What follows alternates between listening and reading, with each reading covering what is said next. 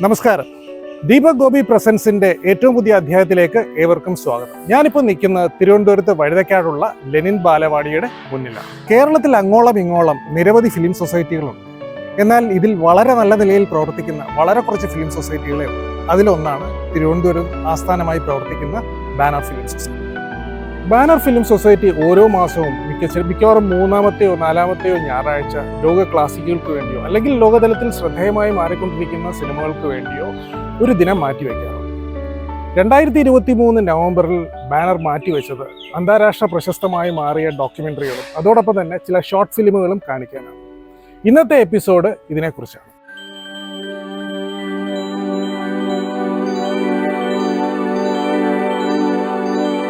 ഇന്ന് ഇവിടെ നടക്കുന്ന ഡോക്യുമെന്ററി ഷോർട്ട് ഫിലിം ഫെസ്റ്റിവലിനെ ബാനറിന്റെ സെക്രട്ടറി ബിജു നമുക്ക് പരിചയപ്പെടുത്തി. ബാനർ ഇവിടെ ഇന്ന് സംഘടിപ്പിക്കുന്നത് ഡോക്യുമെൻ്ററികളുടെയും ഷോർട്ട് ഫിലിമുകളുടെയും മേളയാണ്.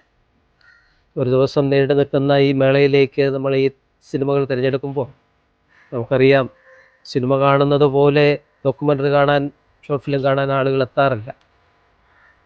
പക്ഷേ അവിടെ ഏറ്റവും മികച്ചത് എന്ന് പറയുന്ന സൃഷ്ടികൾ ഡോക്യുമെൻ്ററിയിലും ഷോർട്ട് ഫിലിമുകളിലും ഉണ്ട് എന്നുള്ള യാഥാർത്ഥ്യത്തെ ബാനർ പ്രേക്ഷകരുടെ മുമ്പിൽ പരിചയപ്പെടുത്താൻ വേണ്ടിയാണ് അതിൻ്റെ ഒരു തെരഞ്ഞെടുപ്പിലേക്ക്, ഈ ഒരു പാക്കേജിലേക്ക് വരുന്നത്. കാണേണ്ടുന്ന ഡോക്യുമെൻ്ററികളാണ്, കാണേണ്ടുന്ന ഷോർട്ട് ഫിലിമുകളാണ് എന്ന് സ്ഥാപിക്കപ്പെടേണ്ട ആവശ്യം. ഇത് ലാഭകരമായ ഒരു രീതിയിലേക്ക് ഇത്തരം സിനിമകൾക്ക് പോകാൻ പറ്റില്ല. തിയേറ്ററുകൾ അതിനെ സ്വീകരിക്കാറുണ്ട്. പക്ഷേ ബാനർ പോലുള്ള ഫിലിം സൊസൈറ്റികൾ ഇത്തരം സിനിമകൾ പ്രേക്ഷകരുടെ മുമ്പിൽ അവതരിപ്പിക്കുമ്പോൾ അതിനകത്ത് ചർച്ച ചെയ്യുന്ന സാമൂഹ്യ യാഥാർത്ഥ്യങ്ങൾ, മനുഷ്യൻ്റെ ജീവിതഗന്ധിയായ വിഷയങ്ങൾ, അത് ആഴത്തിൽ സ്വാധീനിക്കപ്പെടുന്നുണ്ട് എന്നുള്ള യാഥാർത്ഥ്യത്തെ നമ്മൾ കൂടുതൽ വ്യാപിപ്പിച്ചെടുക്കേണ്ട ആവശ്യമുണ്ട്. അത്തരം ഒരു ശ്രമത്തിൻ്റെ സാധ്യതയിലേക്കാണ് ബാനർ ഒരു ശ്രമം എന്ന നിലയിൽ ഇത് വിജയിപ്പിച്ചെടുക്കുവാൻ വേണ്ടിയുള്ള ശ്രമങ്ങൾ. ഈ നമ്മൾ കാണുന്ന സിനിമകൾ പോലെ തന്നെ പ്രാധാന്യമേറിയതാണ് ഈ ഡോക്യുമെൻ്ററി ഫിലിം ഫെസ്റ്റിവൽ. അത് ഈ ബാനർ ഫിലിം സൊസൈറ്റി ഇവിടെ സംഘടിപ്പിക്കുമ്പോൾ ഒരു കൊടുക്കീഴിൽ ഒരു നാൾ അതിനുവേണ്ടി മാറ്റിവെച്ചു ഈ അന്താരാഷ്ട്രപരമായിട്ടും റെക്കഗ്നൈസ്ഡ് ആയിട്ടുള്ള ഡോക്യുമെൻ്ററീസ് ഒരു വലിയ സ്ക്രീനിൽ കാണാനുള്ള ഒരു ഭാഗ്യം, അതിനുവേണ്ടിയാണ് ഞാൻ ഇന്നിവിടെ വന്നത്. ഇന്നിവിടെ നടക്കുന്ന ഡോക്യുമെന്ററി ഷോർട്ട് ഫിലിം ഫെസ്റ്റിവലിന് വേണ്ടിയുള്ള സിനിമകൾ തിരഞ്ഞെടുക്കുന്നതിൽ മുഖ്യ പങ്ക് വഹിച്ച വ്യക്തിയാണ് തോമസ് സാറിനെ കുറിച്ച് പറഞ്ഞാൽ കേരളത്തിലെ മുതിർന്ന ഫിലിം സൊസൈറ്റി പ്രവർത്തകനാണ്, ഫിലിം സൊസൈറ്റി ആക്ടിവിസ്റ്റാണ്, ഗ്രന്ഥകാരനാണ്, ലേഖകനാണ്. അതിനെല്ലാം ഉപരി ബാനർ ഫിലിം സൊസൈറ്റിയുടെ തുടക്കകാലം മുതൽ തന്നെ ഉപദേഷ്ടാവും. ഡോക്യുമെൻ്ററികൾ കണ്ടാണ് ഞങ്ങളൊക്കെ സിനിമയെ പ്രണയിക്കാൻ തുടങ്ങിയത്. ഇൻസിഡൻ്റ് അറ്റ് ഓൾ 3-ക്കും നാനൂക്ക് ഓഫ് ദി നോർത്തും ഗ്ലാസും ബിഗ് സിറ്റി ബ്ലൂസും ഒക്കെ കണ്ട് സിനിമയെ പ്രണയിക്കാൻ തുടങ്ങിയവരാണ് ഞങ്ങൾ. അങ്ങനെയുള്ള ഹ്രസ്വ ഡോക്യുമെൻ്ററി ചിത്രങ്ങളുടെ ഇന്നത്തെ പരിതാപകരമായ അവസ്ഥ കാണുമ്പോൾ ഇത്തരം ഒരു ഫെസ്റ്റിവൽ, ഒരു മേള തീർച്ചയായും വേണം എന്ന് ആഗ്രഹിച്ചു പോകുക ഏത് സിനിമാ പ്രേമികളുടെയും ഒരു അവസ്ഥയാണെന്ന് എനിക്ക് തോന്നുന്നു. അതിൽ നിന്ന് ഉടലെടുത്ത ഒരു വലിയ മാനസികമായ സമ്മർദ്ദത്തിൻ്റെ അവസാനമാണ് ഇന്ന് നടക്കുന്നത്.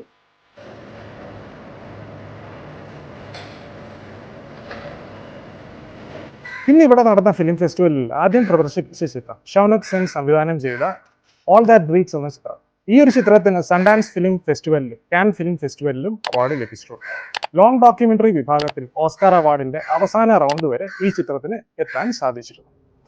ഇത് 2022-ലെയും 2023-ലെയും international documentary and short film festival of കേരളയിൽ പ്രദർശിപ്പിച്ചിരുന്നു.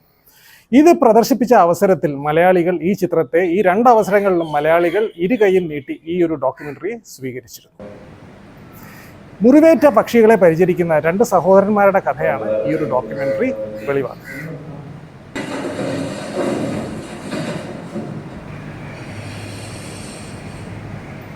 സത്യജിത്ത് റായിയുടെ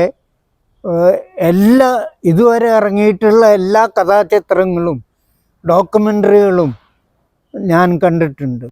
പക്ഷേ അതിൽ വിട്ടുപോയ ഒരു ചിത്രമാണ് ദി 2 എന്ന് പറയുന്നത്. ആ ചിത്രം മുതൽ ഈ കാലത്തെ ഏറ്റവും പ്രധാനപ്പെട്ട ഈടുവെപ്പുകളെന്ന് വിശേഷിപ്പിക്കാവുന്ന ഡോക്യുമെൻ്ററി ഹ്രസ്വചിത്രങ്ങളുടെ ഒരു മേളയാണ് ഇവിടെ നടക്കുന്നത്. ഞങ്ങൾക്ക് പേടിയുണ്ടായിരുന്നു. ഇവിടെ ഡോക്യുമെൻ്ററി എന്ന് പറയുമ്പോൾ സാധാരണഗതിയിൽ ആളുകൾ വരാൻ വളരെ വിസമ്മതിക്കുന്ന അവസ്ഥയാണ്.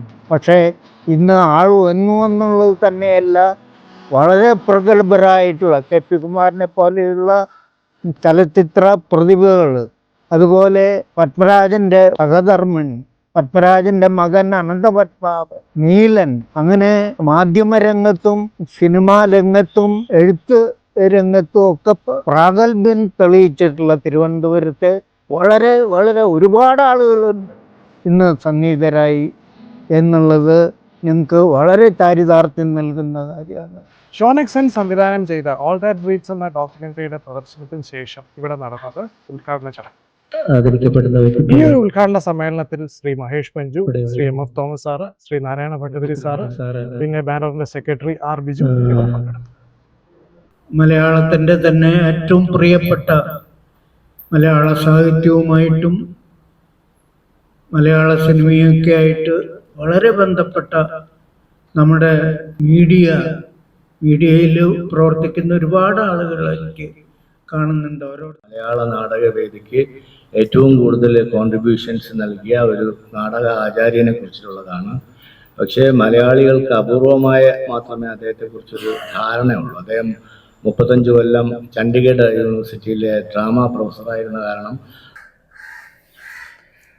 കാലിഗ്രാഫി എന്ന കലയ്ക്ക് പുതിയ രൂപവും ഭാവവും സൗന്ദര്യവും ഒക്കെ നൽകിയ ആർട്ടിസ്റ്റാണ് നാരായണ ഭട്ടതിരി സാർ. നാരായണ ഭട്ടതിരി സാറിന്റെ കലാജീവിതത്തെ ആധാരമാക്കി അനൂപ് നാരായണൻ സംവിധാനം ചെയ്ത ഡോക്യുമെന്ററിയാണ് I was always in love with letters. ഈ ഒരു ഡോക്യുമെന്ററി ഇവിടെ പ്രദർശിപ്പിക്കുകയുണ്ടായി.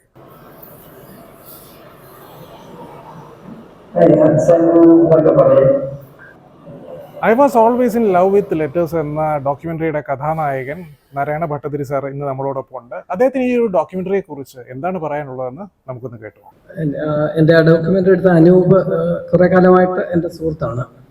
അപ്പോൾ എറണാകുളത്ത് ഞാനൊരു കലിഗ്രാഫി വർക്ക്ഷോപ്പ് നടത്തിയപ്പോഴാണ് അനൂപിനെ പരിചയപ്പെടുത്തുന്നത്. അങ്ങനെ ഒരു 3-4 വർഷം കഴിഞ്ഞപ്പോൾ ഒരു ദിവസം എന്നോട് ചോദിച്ചു, ഒരു ഡോക്യുമെന്ററി എടുത്തു കലിഗ്രാഫിയെ പറ്റി, ഇവിടെ പലർക്കും അറിഞ്ഞുകൂടല്ലോ, അപ്പം അവരെ ഒന്ന് മനസ്സിലാക്കുക ആ ഒരു ഉദ്ദേശത്തോടു കൂടിയാണ് എടുക്കാൻ. അപ്പം ഞാൻ സമ്മതിച്ചു. കലിഗ്രാഫിക്ക് ഒരു പ്രചാരം കൊടുക്കുന്നതിൽ എനിക്ക് സന്തോഷമായതുകൊണ്ട് ഞാനത് സമ്മതിച്ചു. അങ്ങനെയാണ്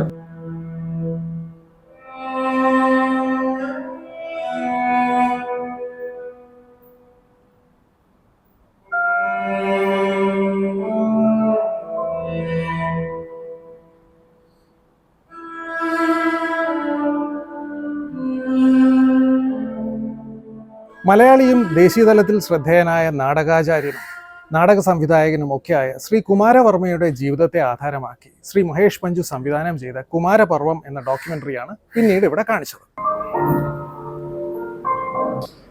This is Professor Kumar.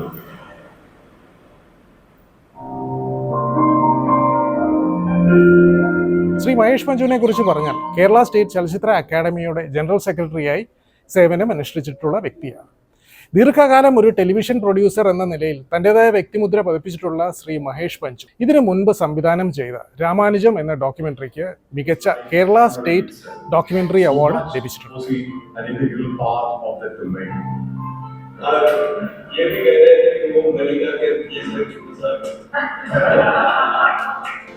Is the support he receives from his family. In Kumaravamma's life,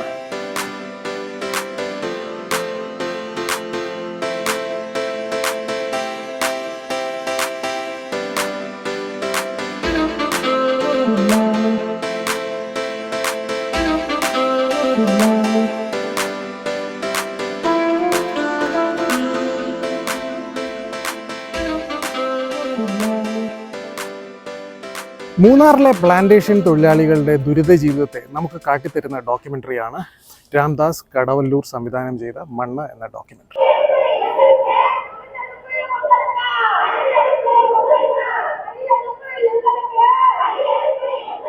ഇത് 2015 ലോകം തന്നെ ശ്രദ്ധിച്ചൊരു സമരമാണ് പെൺപിള്ളേരുമേ സമരം എന്ന് പറയുന്നത്. അത് മൂന്നാറിലെ കണ്ണൻദേവൻ തേയിലത്തോട്ടത്തിൽ തൊഴിലാളികളായിട്ടുള്ള പ്രധാനമായിട്ടും സ്ത്രീകളായിട്ടുള്ള തൊഴിലാളികളുടെ ആഭിമുഖ്യത്തിൽ നടന്നൊരു സമരമാണ്. ആ സമരത്തിന് ഡോക്യുമെൻ്റ് ചെയ്യുന്നതോടൊപ്പം തന്നെ ഒരു 4-5 വർഷത്തെ കേരളത്തിൻ്റെ ഒരു ഭൂമി പ്രശ്നം അതിനെ മൊത്തമായിട്ട് പഠിക്കുക എന്നുള്ളൊരു അർത്ഥത്തിലാണ് അത്. ആ രീതിയിൽ ഒരേ സമയം സിനിമയുമാണ്, അതേസമയം അതൊരു അക്കാഡമിക് ആയിട്ടുള്ള ഒരു റിസർച്ച് ഒരു മാറ്റർ എന്നുള്ള നിലയ്ക്ക് കൂടെയാണ് ഞാൻ അതിനെ അപ്രോച്ച് ചെയ്തിട്ടുള്ളത്.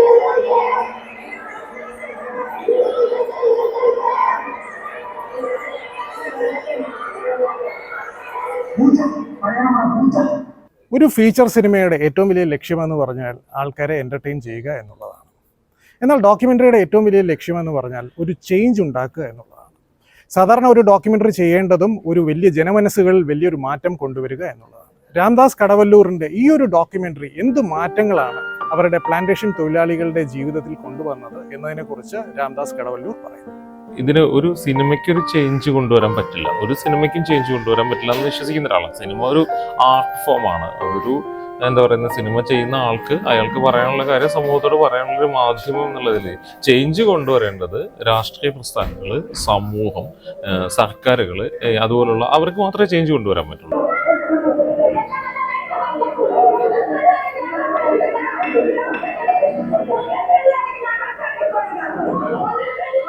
ഇന്ത്യൻ സിനിമ ഇന്നേ വരെ കണ്ട ഏറ്റവും മികച്ച ഡയറക്ടറാണ് സത്യജിത് റേ. സത്യജിത് റേയുടെ ഒട്ടുമിക്ക സിനിമകളും ലോക ക്ലാസിക്കുകളാണ്. ഈ ക്ലാസിക്കുകളൊക്കെ കേരളത്തിലെ പല ഫിലിം സൊസൈറ്റികളും പല വട്ടം കാണിച്ചിട്ടുള്ളതാണ്.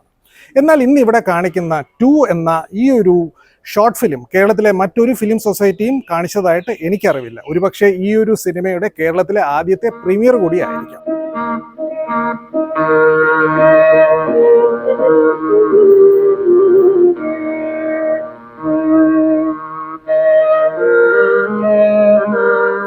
ഈ ഒരു സിനിമയായിട്ട് ബന്ധപ്പെട്ട് തോമസ് സാറിന് എന്തോ വളരെ രസകരമായ കാര്യങ്ങൾ പറയാനുണ്ടായിരുന്നു എന്ന് പറഞ്ഞിട്ടുണ്ടായിരുന്നു. അതെന്താണെന്ന് നമുക്ക് തോമസ് സാറിൻ്റെ അടുത്ത് ചോദിച്ചു. സത്യജിത് റോയുടെ ഈ ചിത്രം ദി 2 അന്ന് ഇറങ്ങിയ കാലത്തൊന്നും കാണാൻ ഞങ്ങൾക്ക് ഇടവന്നിട്ടില്ല. കാരണം അത് ആ ചിത്രം നിർമ്മിച്ചിരുന്നത് ഒരു മത്സരത്തിന് വേണ്ടിയിട്ടുള്ള ആയിരുന്നു. അന്നത്തെ ഒരു ഓയിൽ കോർപ്പറേഷൻ എസ്ഒ കമ്പനി, ആ കമ്പനിക്ക് ഒരു മത്സരം നടത്തുകയാണ്. ഒരു കോർപ്പറേറ്റ് സ്ഥാപനമാണ്. അപ്പോൾ നിമിഷങ്ങൾ മാത്രമുള്ള ഒരു ചിത്രത്തിൻ്റെ മത്സരം, ആ ഇൻ്റർനാഷണൽ മത്സരത്തിൽ പങ്കെടുക്കാൻ വേണ്ടിയിട്ട് സത്യജിത് റേ ഉണ്ടാക്കിയ ചിത്രമാണ് ദി 2. അത് കാരണം തന്നെ അത് അവരുടെ സ്വത്തായിരുന്നു ഈ എസ്ഒ കമ്പനിയിൽ. അത് കാരണം അത് മറ്റുള്ളവർക്കൊന്നും കാണാൻ ആ കാലത്ത് കഴിഞ്ഞിരുന്നു. പിൽക്കാലത്ത് അത് വീഡിയോയിലും അല്ലെങ്കിൽ നെറ്റിലൊക്കെ വന്നുവെങ്കിലും ചെറിയ സ്ക്രീനിൽ കാണാൻ എനിക്ക് തീരെ താല്പര്യമില്ലാത്തതുകൊണ്ട് ഞാനത് കണ്ടിരുന്നില്ല.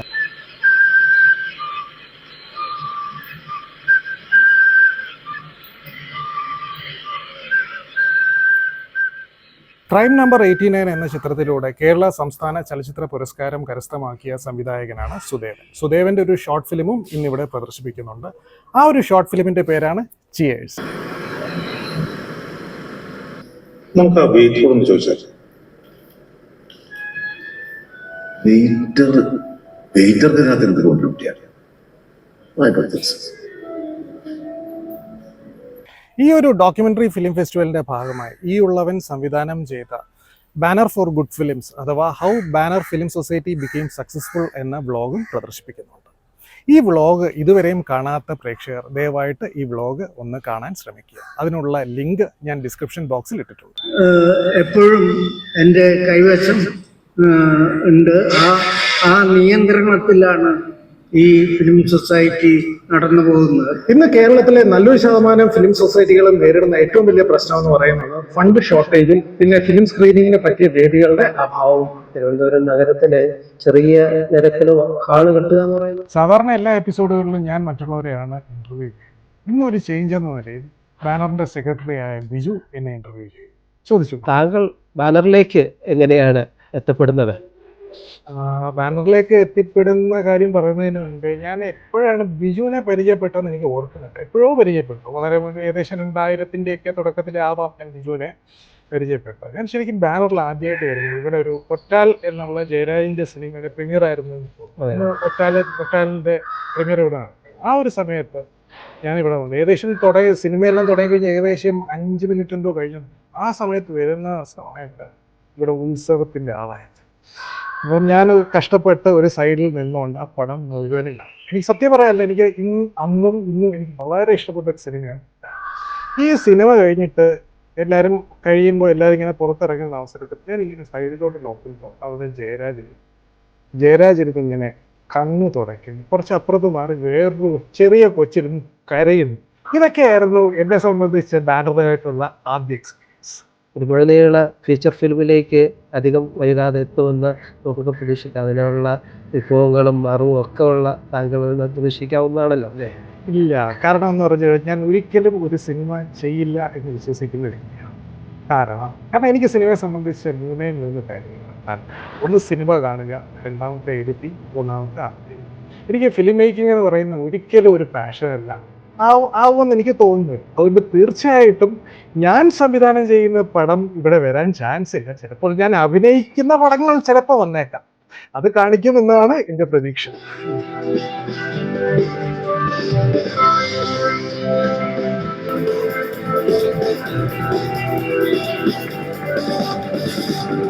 ഇതിനുശേഷം ഇവിടെ കാണിച്ചത് മിഥുൻ സംവിധാനം ചെയ്ത ഭൂമി എന്ന ഹ്രസ്വചിത്രമാണ്.